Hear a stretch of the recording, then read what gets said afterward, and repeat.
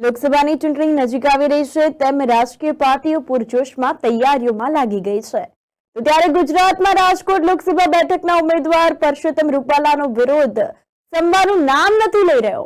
ત્યારે આ બાબતે હવે અખિલ ભારતીય વૈષ્ણવ આચાર્ય પરિષદના અધ્યક્ષનું નિવેદન સામે આવ્યું છે।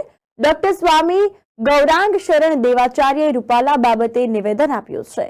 પુરુષોત્તમ રૂપાલાને નહીં હટાવાય તો રાજકોટના ગામે ગામ ઉતરશે વૈષ્ણવ આચાર્યના સાધુ સંતો। આ અંતર્ગત આગામી સમયમાં ઘેરા પ્રત્યાઘાતની સંભાવના વર્તાઈ રહી છે। ક્ષત્રાણીઓના ઉમેદવાર બદલવાની માંગને બુલંદ બનાવવાની રજૂઆત કરાઈ છે। તેમણે કહ્યું છે કે રાષ્ટ્ર નિર્માણમાં સાધુ સંતોનું મહત્વનું યોગદાન રહેલું છે। ત્યારે હિંમતનગરમાં અપાયેલા આ નિવેદનથી વધુ એકવાર રાજકારણ ગરમાયું છે। પુરુષોત્તમ રૂપાલા, માનનીય પુરુષોત્તમ રૂપાલાજી એક એવું વરિષ્ઠ વ્યક્તિત્વ છે જેમણે રામચરિતમાનસ ઉપર એક સ્વતંત્ર વ્યાખ્યા લખી છે, જે લોક સાહિત્યના મરવી છે। એવો વિદ્વાન વ્યક્તિ જ્યારે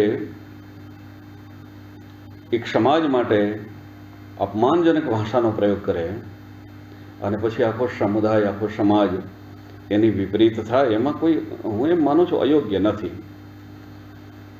અને यदि એ સમાજ એવું ઈચ્છતો હોય કે પુરુષોત્તમ રૂપાલાને રાજકોટ બેઠક ઉપરથી એનું નામાંકન રદ કરવામાં આવે, એને અહીંયાથી હટાવી લેવામાં આવે, તો દેશના અને ગુજરાતના તમામ સંતો એના સમર્થનમાં છીએ અમે, કે પુરુષોત્તમ રૂપાલાજીને ત્યાંથી હટાવી લેવા જોઈએ, કેમ કે એક બહોળો સમુદાય એનો વિરોધ કરી રહ્યો છે।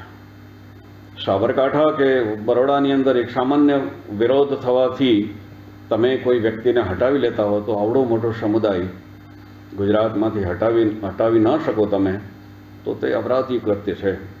તેથી દેશના પ્રધાનમંત્રી, ભારતીય જનતા પાર્ટીના અધ્યક્ષ અને ભારતીય જનતા પાર્ટીના વરિષ્ઠ આગેવાનોને એ જ કહેવાનું કે આ ક્ષત્રિય સમાજની લાગણીને માન આપીને પુરુષોત્તમ રૂપાલાને તત્કાલ હટાવવામાં આવે, અન્યથા રાજકોટના ગામડે ગામડે જઈને પુરુષોત્તમ રૂપાલાને હરાવવાનો પ્રયાસ અમે બધા સંતો કરશું। એટલા માટે કરશું કે આ ક્ષત્રિયોએ